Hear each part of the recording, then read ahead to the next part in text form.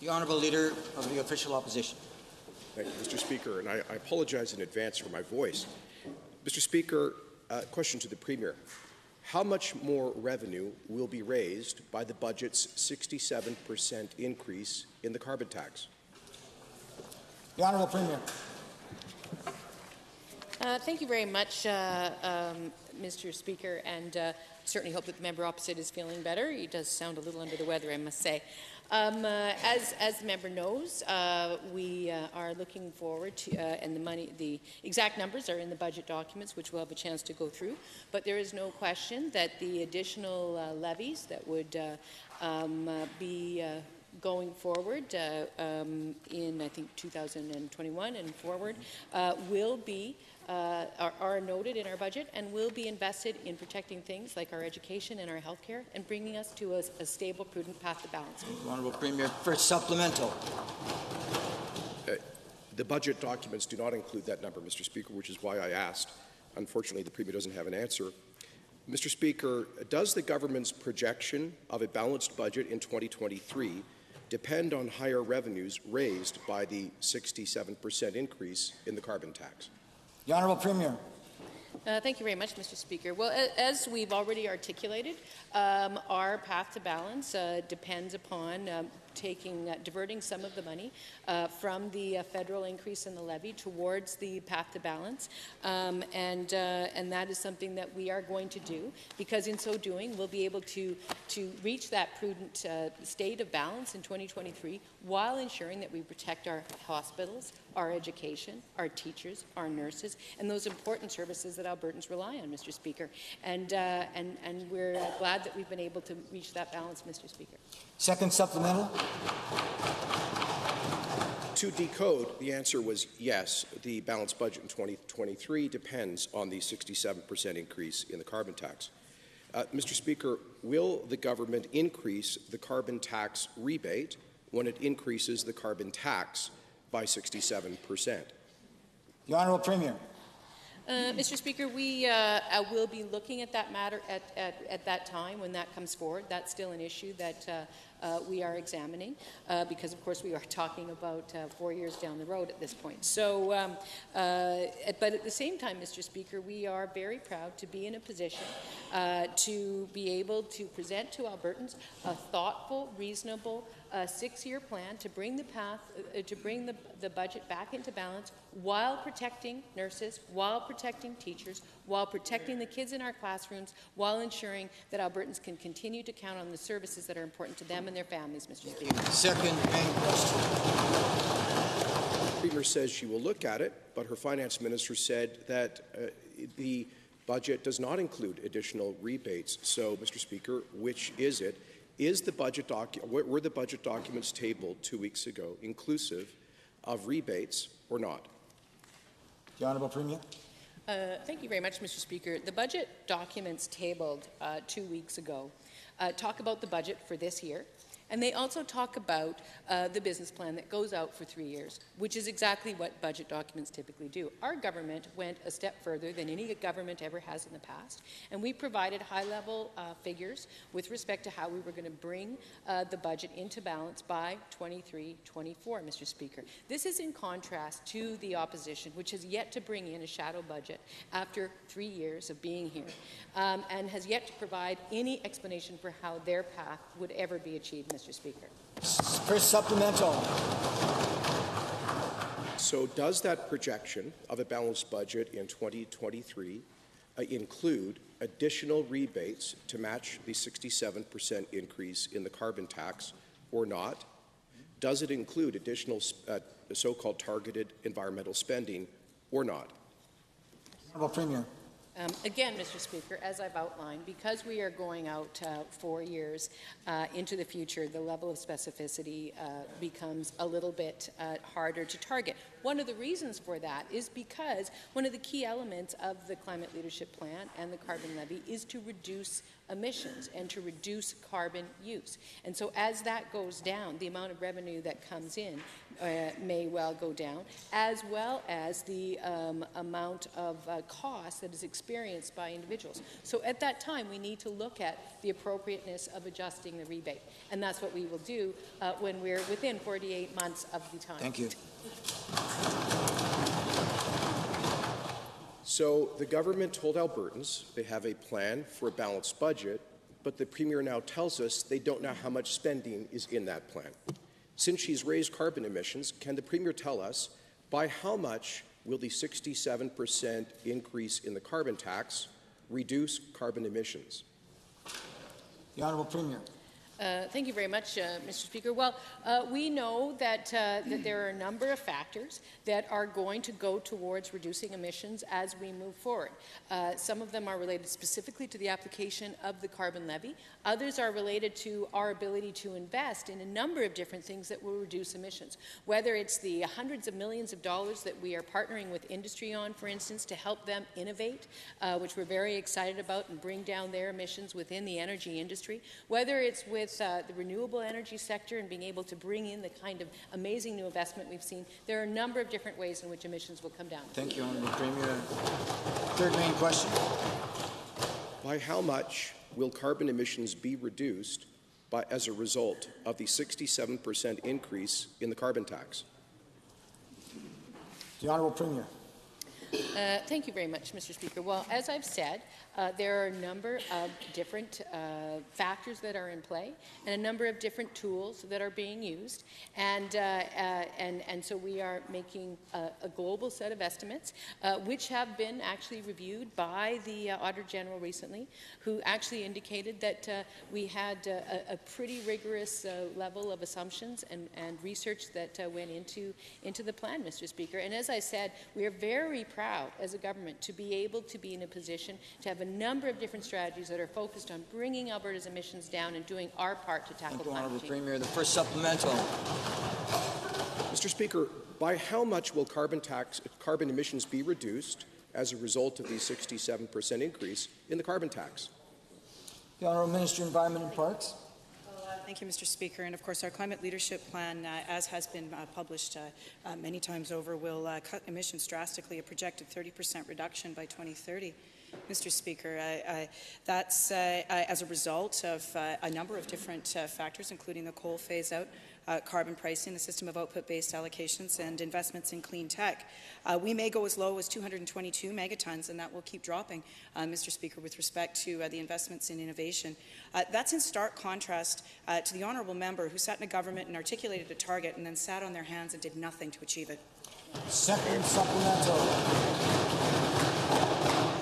So they tell Albertans their carbon tax is going to save the planet, but they have no clue by how much it's supposed to reduce emissions.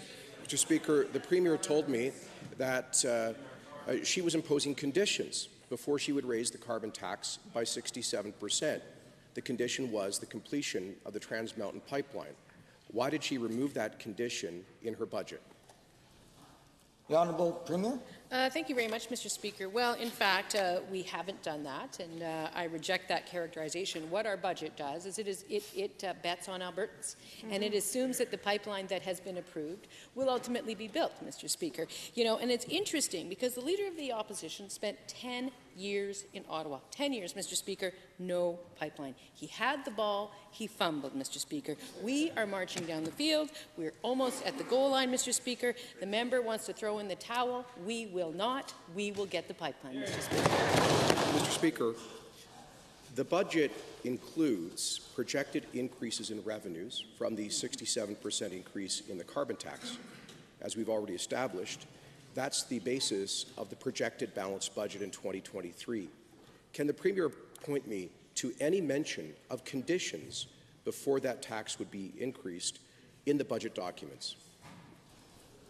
The Honourable Minister of Environment and Parks. Well, thank you very much, Mr. Speaker. And of course, the province of Alberta has signed on to the Pan-Canadian Framework on Clean Growth some months ago on the condition that we would get pipeline approvals in place. And we got those pipeline approvals, in place, Mr. Speaker, and therefore we have received $50 million in federal investments in energy efficiency and lowering energy usage and lowering people's bills and via those programs. And the federal government is moving forward with legislation on the Pan-Canadian framework. Thank you. For supplemental. Well, the question was to the Premier really dealt with the budget, not with the Environment Minister's responsibility. So let me restate it. Given that the balanced budget projected for 2023 is predicated on additional revenues coming from a 67% increase in the carbon tax, where are the conditions attached to that? Is it not true that the balanced budget projection disappears without that 67% increase in carbon tax revenues? The Honourable Minister. Thank you very much, Mr. Speaker. And of course, the federal government is bringing in carbon pricing across the country. And the question then for Albertans becomes, do we have a Made in Alberta plan that grows the economy while reducing our emissions? Or do we have a plan imposed on us by Ottawa?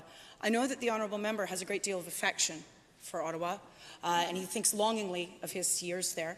But I am more interested in making sure we've got a Made in Alberta plan in place that reduces our emissions, that grows our economy, that moves Alberta forward. Thank you, Honourable Minister. Second supplemental.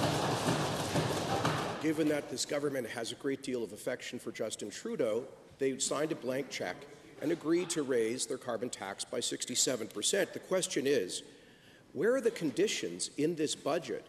Will the government recommit that it will not raise that additional revenue by hiking the carbon tax by 67% unless a pipeline is completed? The question is not for the Environment Minister, it's for the Premier.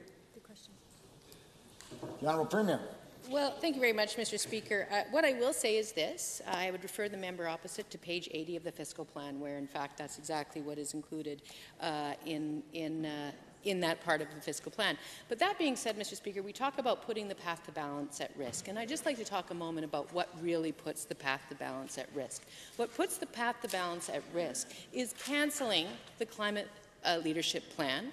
It puts the and giving $700 million away to Alberta's wealthiest citizens. That, in fact, blows about a $5 billion hole in our attempt to get to the path. Thank you, Honourable Premier. Thank you. Honourable Member. Well, given that I'm looking at page 80 and there's no mention of conditions, I don't know what the Premier is talking about, Mr. Speaker. Mr. Speaker, the carbon tax is taxed by the federal goods and services tax. Yes. Does the provincial government agree with the taxation of the carbon tax? Thank you. The Honourable Premier. Well, Mr. Speaker, I would just read out from page 80. The federally imposed carbon price will increase carbon revenue based on federal approval of the Trans Mountain expansion and the federal government's commitment to its construction. So I think that's awfully clear, Mr. Speaker, unless we want to get lost in debating the minutiae of language. I'm not sure. I think that's pretty clear. Mr. Speaker, and I would suggest that what our government has effectively done by embracing our climate leadership plan and moving forward is that we've gotten a pipeline built, and we will get it. Thank you. We're at first supplemental. Mr. Speaker, given that the Premier did not answer the question, I'll ask it again. Does the government agree with the taxation of the carbon tax by the federal GST? Exactly. Thank you. The Honourable Deputy Premier. Does the member opposite want to say why he spent 20 years in Ottawa, 10 in government, and did nothing to prevent that from happening, Mr. Speaker? That's what I'd like to know. Because on this side of the House, we impact the things that we have the ability to change, and that side of the House should have done it when they had a chance in Ottawa.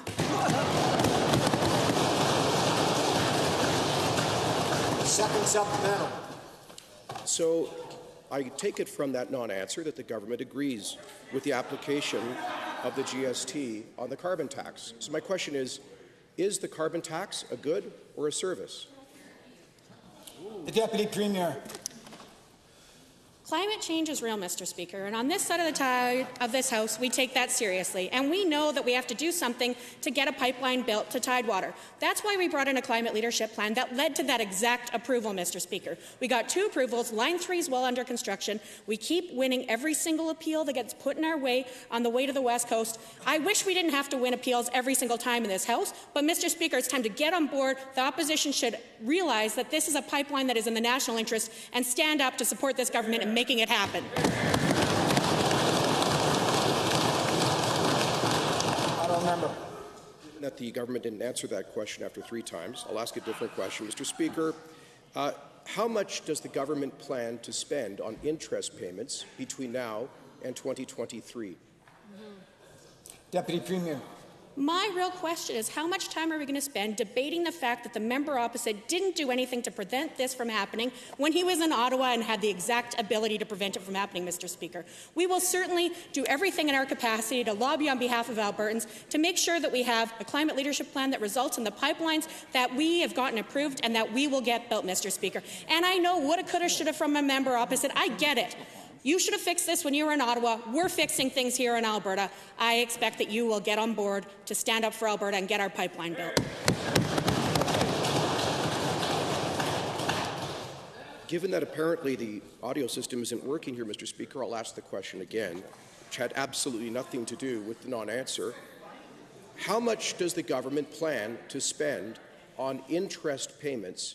I'll put that a different way, debt interest costs, between now and 2023.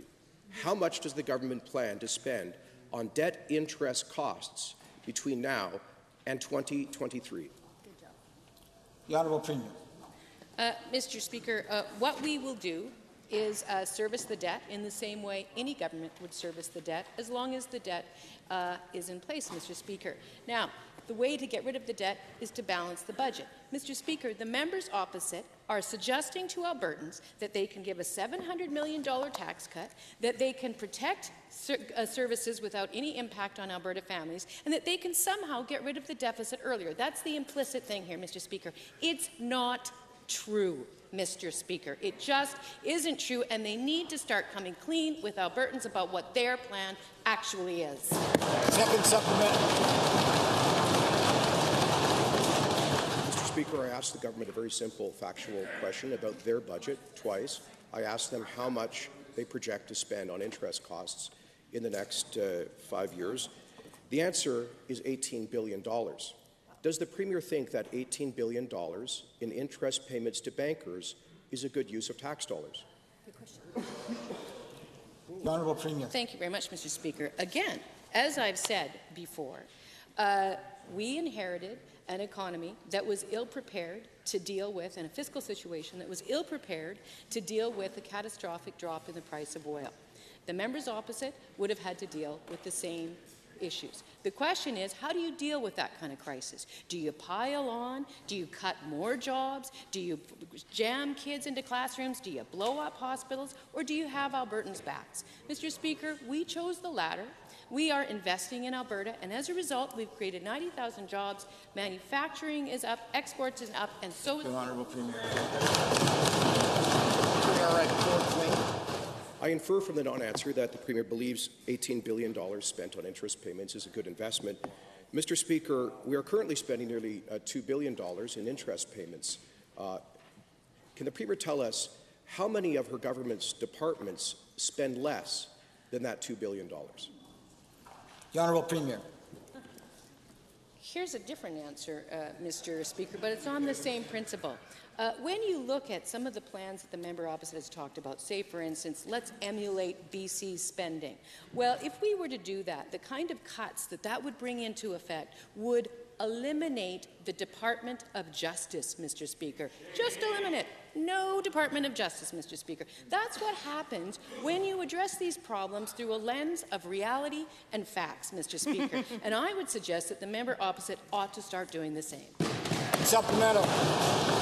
First supplemental. Mr. Speaker, given the Premier didn't answer the question, I'll answer it for her. $2 billion, the cost of interest this year, is more than the government spends on 19 of its 24 departments. Wow. Mr. Speaker, The Premier told us before the budget that there was going to be belt tightening. Why then did the budget increase spending and increase debt by over $50 billion? Yeah. Thank you very much, Mr. Speaker. What we have done is work to carefully reduce the rate of spending even as Alberta grows and pressures grow, and to do it in a thoughtful, strategic, intelligent way that protects families. So we will not make arbitrary, massive cuts that, for instance, to do what the member opposite suggested on Monday, to get rid of over 3,000 teachers and teachers' aides. That's what he suggested he would have done on Monday, and that's not all, Mr. Speaker. Those are not the kinds of careful spending decisions that we will make. We'll carry on with the record we have so far. Thank you, Honourable Premier. Second supplemental. Mr. Speaker, I've made no such suggestion. Mr. Speaker, can the Premier point to anything in the budget that constitutes belt tightening? Her phrase, not mine, she said that there would be belt tightening in the budget. Where's the belt tightening, Mr. Speaker? The Honourable Premier.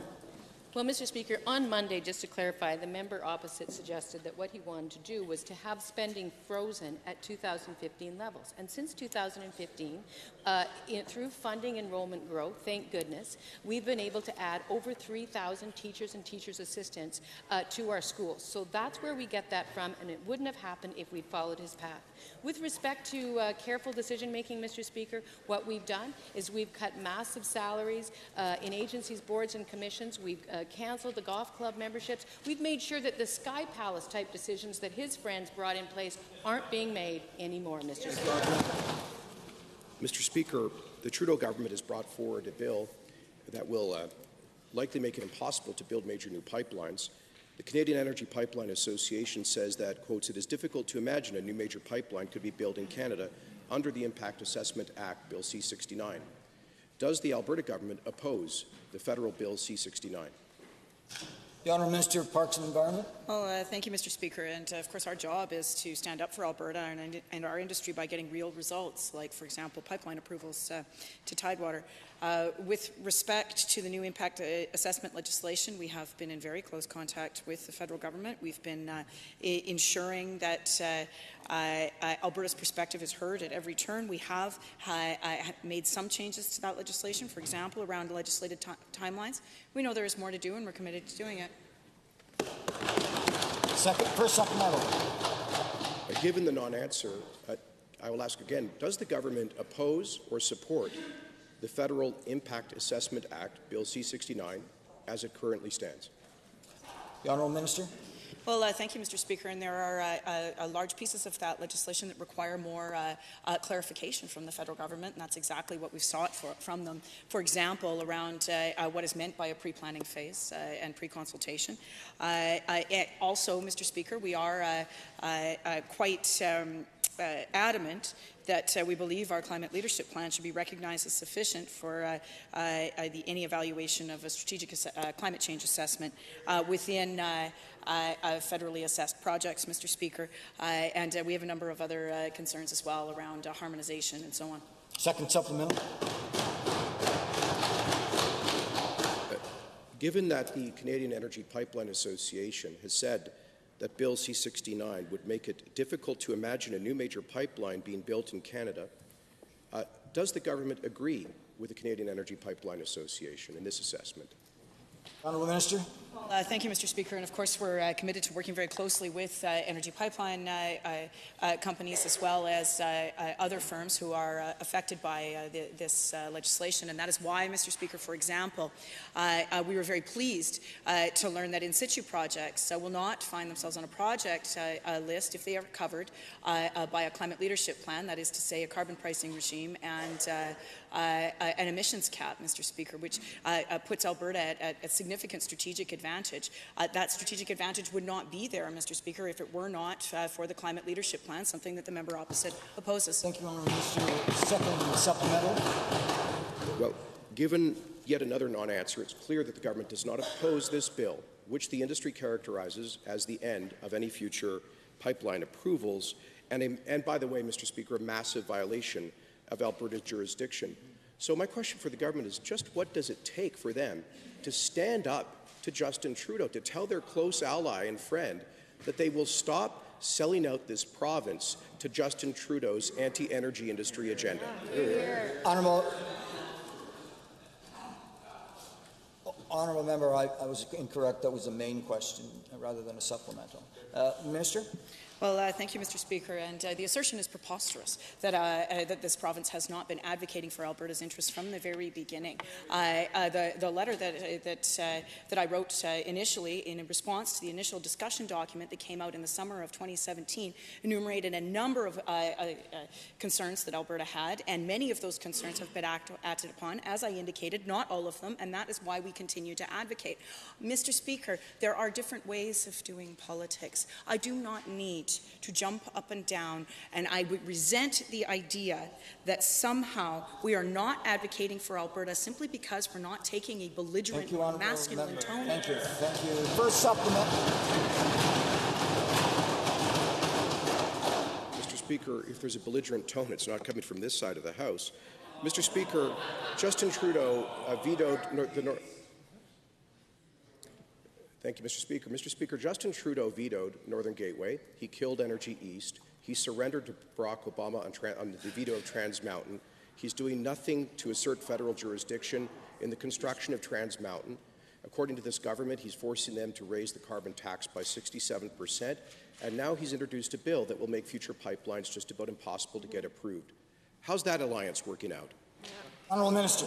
Well, Mr. Speaker, we have been in close contact with Canadian Energy Pipelines Association, with other affected firms on this matter, Mr. Speaker, and that is why the Honourable Minister of Energy and I have been tracking this file from the very beginning in terms of the assessment of upstream greenhouse gas emissions, for example, and other matters that we find problematic within Bill C-69 and its potential associated regulations, Mr. Speaker, and that's why we continue to do this work. Now, Conservative blustering left our province's most valuable resources landlocked for decades, Mr. Speaker. That is not the approach. Thank you, Honourable Minister. Thank you. Second supplementary.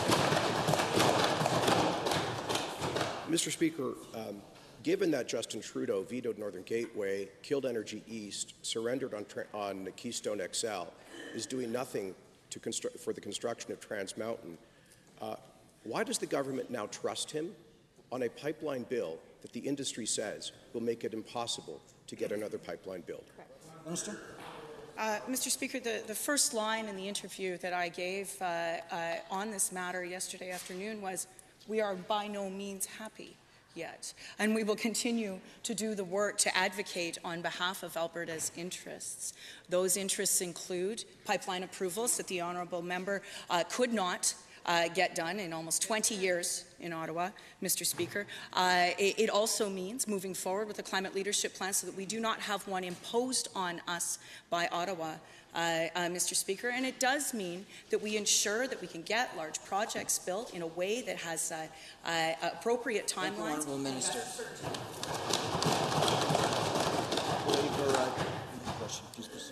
Mr. Speaker, speaking of Ottawa, can the Finance Minister point to any section in his budget which speaks to the need to reform equalization so that it is fair for Alberta?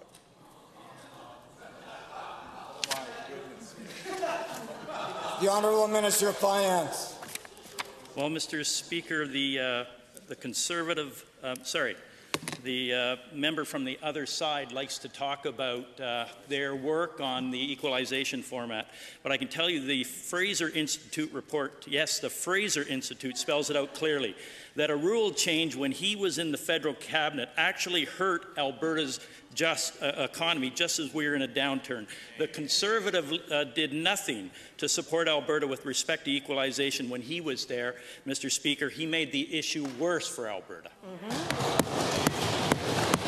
The Honourable Member. Well, given that is yet another non-answer, the Minister would be interested to know, Mr. Speaker, that actually during the tenure of the Harper government, federal transfers to Alberta more than doubled. But, Mr. Speaker, let me ask the question again. Does the Finance Minister share the concern of most Albertans that while times are tough here, we should not be, through our federal taxes, contributing over $12 billion in equalization that benefits politicians who oppose our energy industry that generates that wealth in the first place? Minister of Finance. Thank you very much, Mr. Speaker. You know, Alberta needs a better deal when it comes to equalization, so I raised that issue when I was down at the Finance Minister's meeting in December. At that meeting, I also called for the unanimous support, Mr. Speaker, of pipeline to Tidewater, as our resources are a critical source of the future of the equalization program in this country. And we will continue, Mr. Speaker, to fight for Alberta's priorities at each and every turn. Yes. Second supplemental. Mr. Speaker, if reform of equalization is a priority for the NDP government, why is it not mentioned once in the budget? The Honourable Minister of Finance. You know, Mr. Speaker, I point back to the Fraser Institute report where that side had an opportunity to, that individual had an opportunity to address a GDP growth rate rule imposed by the Harper government, and they did nothing, Mr. Speaker. It gets worse. That rule will give Ontario a whopping $1.3 billion and Quebec an extra $433 million by 2020. So either his government intentionally made the issue worse or they didn't know what they were doing, Mr. Speaker.